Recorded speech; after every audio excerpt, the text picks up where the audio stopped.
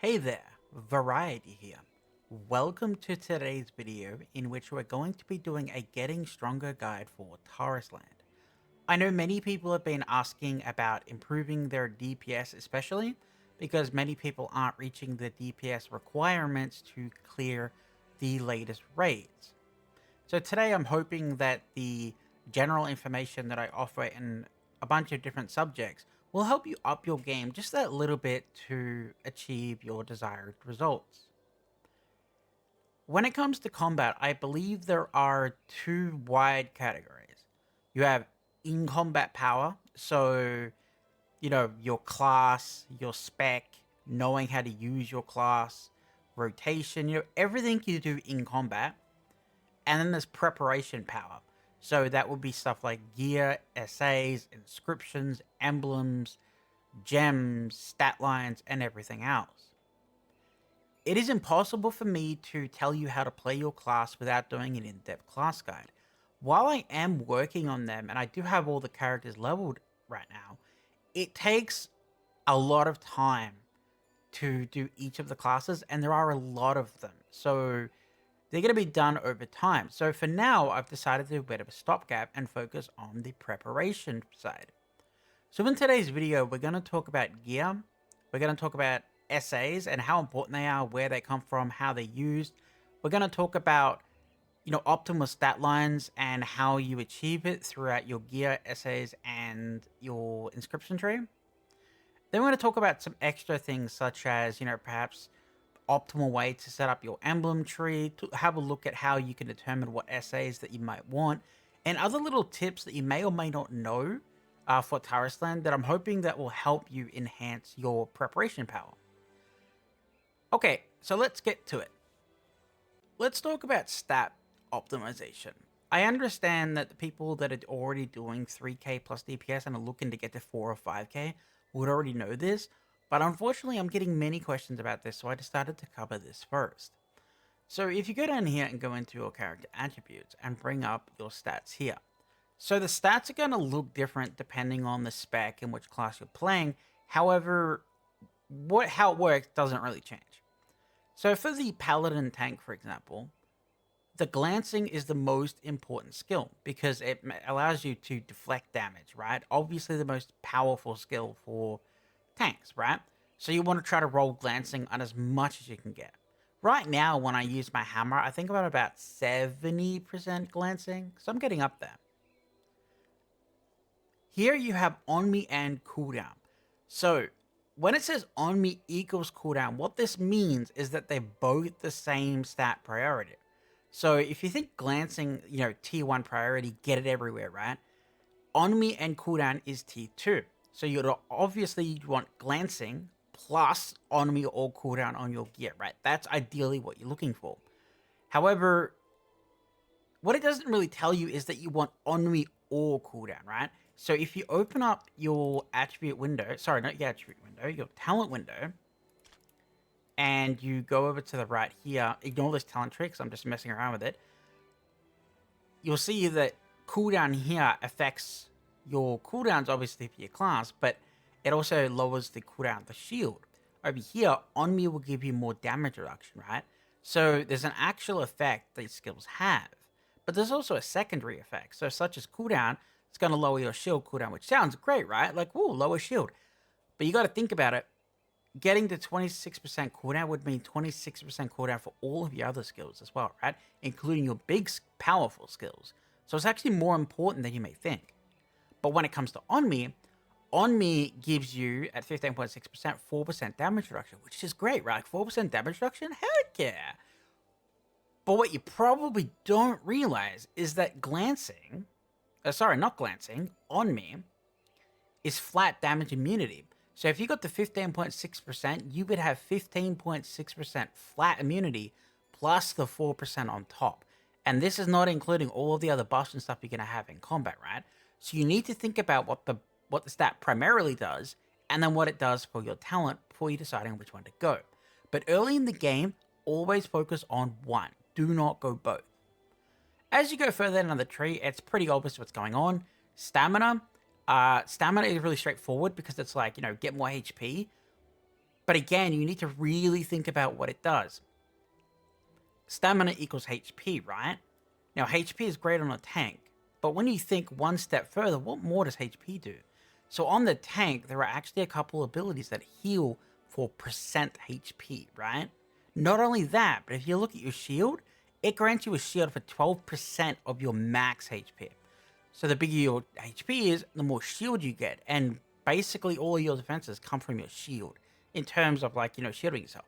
So having a higher HP actually serves two purposes. Prevents you from dying, but it also gives you a bigger shield.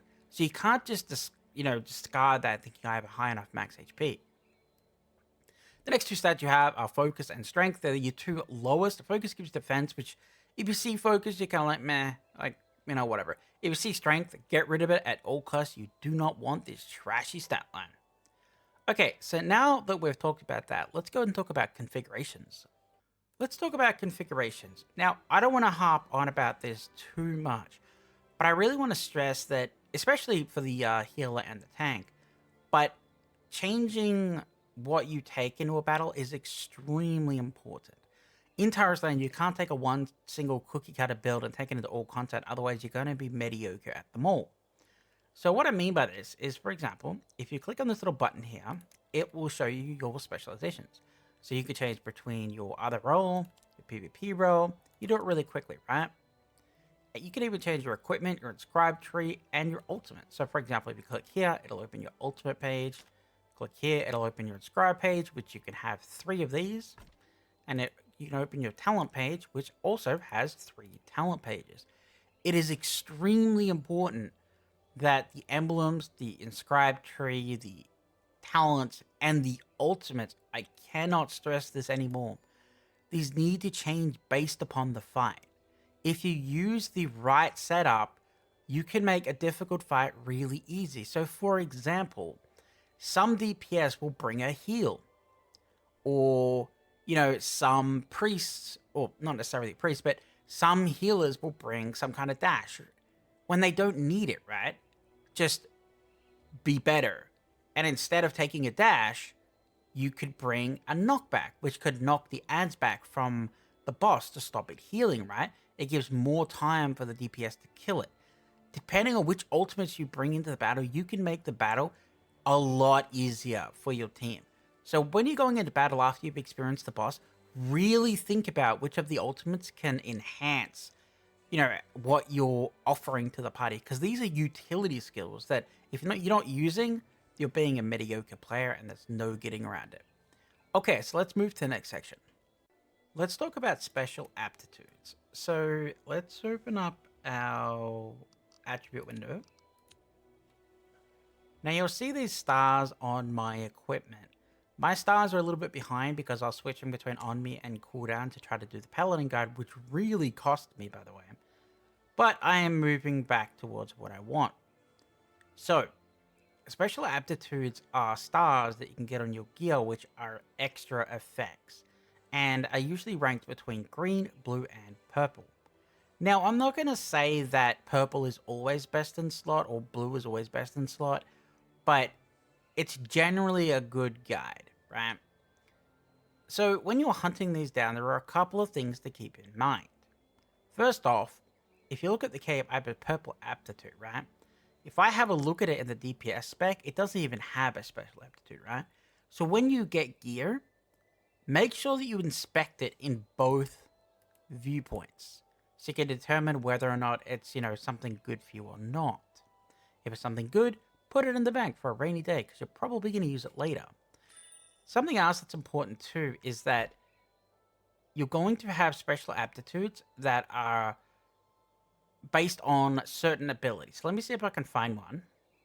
So that's Holy Regen, Flying Shield, Hammer, Glancing. Okay, so it seems that I have no optional ones right now. But what I meant by optional ones is if I open up my abilities, right? So when it comes to the Paladin, you're either playing the Holy Sword build or you're playing, down the Holy Shield Bash route. So there are specific SAs that work for, Shield Bash, but because it works for Shield Bash, you cannot use the sword, right? So very specific SAs could push you down a very specific route based on, the order of you getting them. So now that we've talked a little bit about what essays actually do and kind of like their importance, because they are extremely important. Like, do not get twisted. Extremely important and will determine your class by quite a bit. Let's talk a little bit about how to get them. So obviously, when you're doing the Arcane Realm, you would always do the highest floor available, and then you can select the loot. It's a little bit random though, and you can't guarantee the essays, so it's a bit difficult to do it. You can also get it from the weekly chest over here. The second way is that you could buy it off the auction house. So if you open up the auction house and put your mouse over this is really important. You put your mouse over an item, click this here. Hopefully it will show. So it'll show you what stat lines you can get on your gear, right? So we talked about stat lines earlier. Not all gear can give all stat lines. Down here, it'll tell you what special aptitudes you can roll.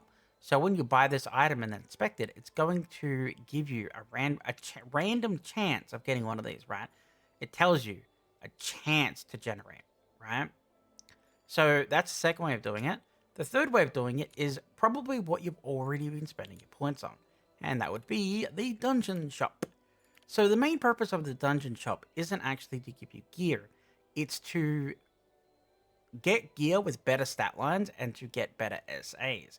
So for example, you would buy an item, try to get a good SA, and then you would transfer the good stat line and SA over to your gear. I cannot overemphasize how important it is to get the correct stat lines for your class and for your SAs.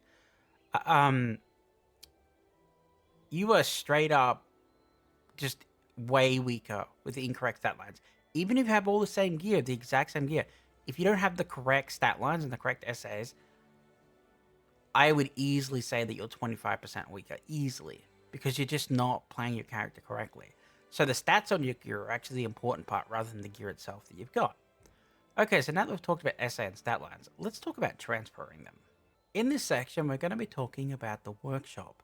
Before we do that though, I just want to put a reminder that we do have a community Discord, and the best place to, contact me and others for questions is definitely in the community Discord below the video.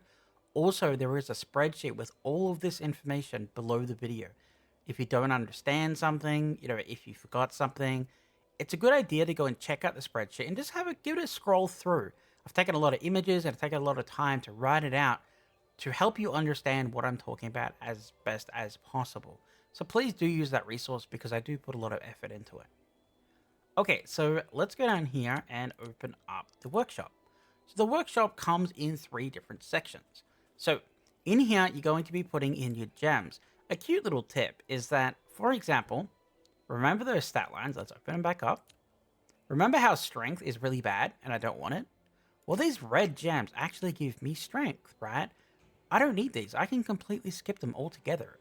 So, when you're getting your gems for your gear, and you probably don't have a lot of gold, right? So you're like, well, what's that don't I want? Open up your attribute window, find the one down the bottom, and just ignore it. Don't get that gem, right? Just get the other gems that you want. These aren't a priority. They'll give you a smidge more damage, sure, but they're just not a priority. So just skip them. This will save you some gold. You also have the colorful gems, which you're going to get through gameplay. These are really good and really important. So this is empowering. The same thing works with empower for T1 and T2. So if we scroll down here, for example, you'll see I can get strength on my boots. Minimal, I haven't even done it. And I'm clearing all the hardest content in the game. There's only one piece of content that I haven't quite cleared, and we almost beat it last night without any problems. So don't feel like that you have to, pay to win or to max out all your gems and all your empowers and stuff like that to be able to clear raids. It's not true. It's absolute nonsense. If you are doing low DPS, it's a combination of preparation, ping, ping is a gigantic issue. If you are DPSing on over 100 ping, you are at a huge disadvantage. And just hard gameplay and a static. I've spent a total of $15 on this game to get an outfit and to get a VIP. So you can absolutely get ahead in this game if you're determined about spending money. Do not believe anyone if they tell you otherwise. Okay, so in here, you do have your T1 and T2. That doesn't really matter. However, when you come down here, these ones are more important, right? Once you get a little bit further in the game, you're going to need and power and gems on all of your gear. Okay, so let's talk about tempering. So this is the important part. So let's see where we've got something. Okay, so tempering is the transferring of stats and stat lines. Remember how I talked about earlier how you got stat lines and your essays? Well, this is why you're doing it. So let's say, for example, this was glancing and on me, because that's currently what I'm going for. I would click this, and it would transfer it off this gear and put it onto this gear, right? If you keep transferring stats from gear to gear, you're going to get the stats that you want, and you'll become way more powerful. I must mention again, I cannot stress how important it is for you to get your main stat and your main secondary stat that you're looking for. You will be much more powerful just having the secondary stat. Over here, I can actually even transfer essays. So if I click here, I can transfer the essay of this onto here. This is why you roll gear. Keep in mind that transferring essays is 10,000 silver and transferring stat lines is 2,000 silver.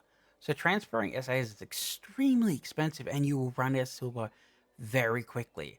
So only do it with your good SAs.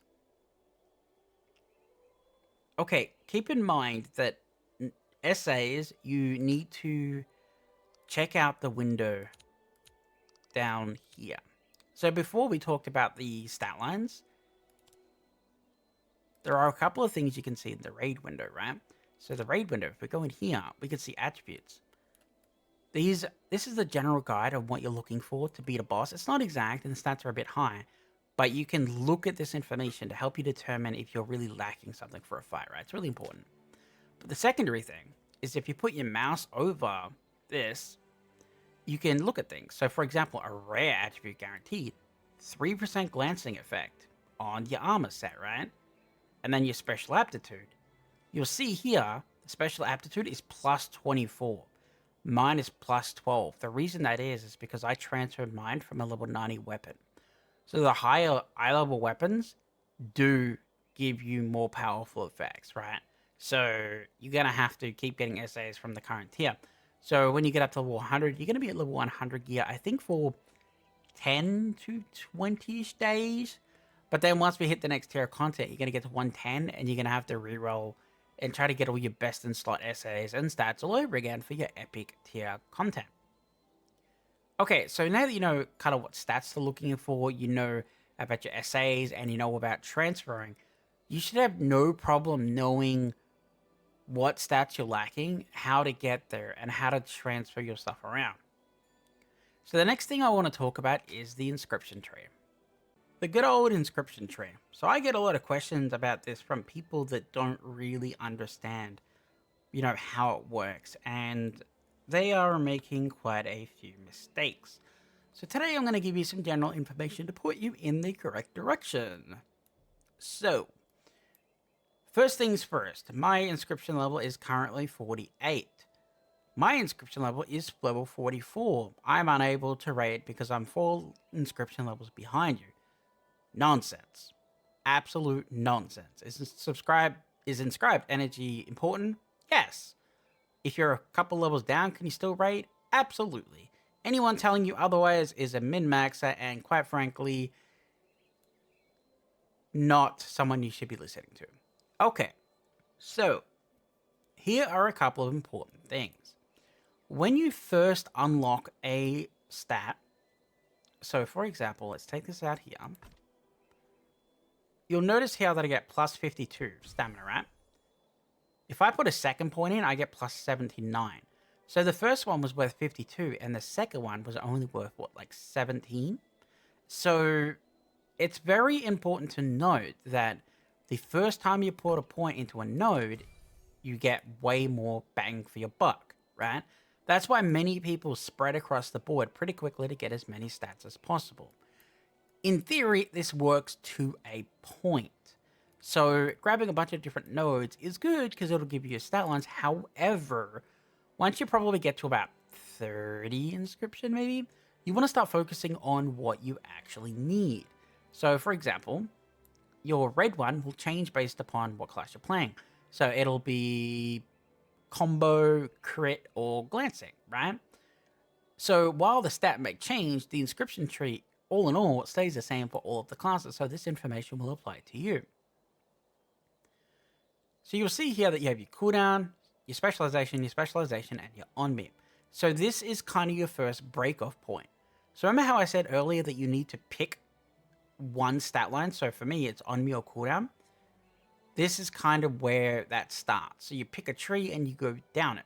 The reason for that is because, look at this. On me's here, on me's here, on me's here, and on me's up here, right? So if you want to go on me, you're generally going down the right tree. But you're probably thinking, well, I can see that you've gone down the left tree partially too. Yes, it's true to a point. The reason for that is because I wanted to get this specialization. Getting the specialization is key. Even if you have to go sideways, you want to unlock your specialization. For me, it raises my glancing, which is very important. However, I've kind of ignored this left side of the field right now. So my general advice is, while you're still not knowing exactly what you're doing, just kind of grab everything that looks good for you and put your first point into it, and level up until you get your rune slots unlocked. You want to unlock all of your rune slots. Now, let's talk about your emblems, or rune slots, I like to call them. So the emblems are actually way more important than people anticipate. So let's have a look at this emblem here. So each emblem is going to have an attribute bonus or an effect. This will change, like which one you want will change based upon your class. But down here, these will not change based upon your class. And you'll see here that I have upper left node attribute and upper right node attribute. What this is doing is it's making these 50% more powerful. So instead of I'm getting plus 53 glancing from this because of this emblem line pointing to it. I'm getting plus 53 on me from this because of the emblem pointing for it. In my opinion, no matter your class, every single person should have two emblems here and here, and both of them should point up left and up right, because it'll give you more specialization. It'll give you your main secondary stat and your second secondary stat, which you're eventually going to want. Once you come up here, ideally you would have upper left, upper middle, and upper right, but that's not realistically going to happen. So I would go for upper left and upper right and to get resonance. So resonance is really good because it increases your inscription stone energy in combat and allows you to use your inscription energy. Now, I'm not going to say that inscription energy is like amazing for every class. However, for me, for example, what it allows me to do is I can throw out like, I think it's 4 or 5 shields with a bit of extra cooldown help, but I can stack like, 30 plus thousand shield in a couple of seconds flat, and I can also get a ton of healing, right? And I know for many DPS classes, it's just a flat like reset damage buff and stuff like that. So getting resonance is really good. Resonance will increase how quickly this yellow bar fills up. That's what it actually does, okay? So I would definitely recommend getting some point into resonance. I've gone up the left and up the right because I'm just kind of playing around with the specialization effect, but I wouldn't necessarily go for these unless you're above like 60 maybe 70% of your main stat, which would be like crit, combo, or glancing. So another thing about emblems is that emblems can go +1. So emblems go to +10, right? And each time you level them up, the green text changes. So here, the extra defense I get when there's an enemy nearby, it goes up per level. But because this emblem is +1 and +1, effectively it's a level 12 emblem. So this is actually at level 12, not level 10. So if you have an attribute bonus that's really good for your class that does a bunch of extra damage, you would get emblem skill level pluses on that to make it even more powerful. There is also really rare, and I mean really gacha level rare, hidden stat lines you can get on them, but I'm not going to go over that in this video because they're so unbelievably rare, they just don't really apply to a lot of people. Okay, so I think that covers basically all of the preparation combat information that I can give you and point you in the right direction. As I did mention earlier, the best place to contact me for questions is the community Discord. And please do check out the spreadsheet because I'll add more information on there based upon the feedback that I get. Anyway, I really hope that this video at least helped you in, some way ahead of the class guides that I'm currently working on. Thanks for watching.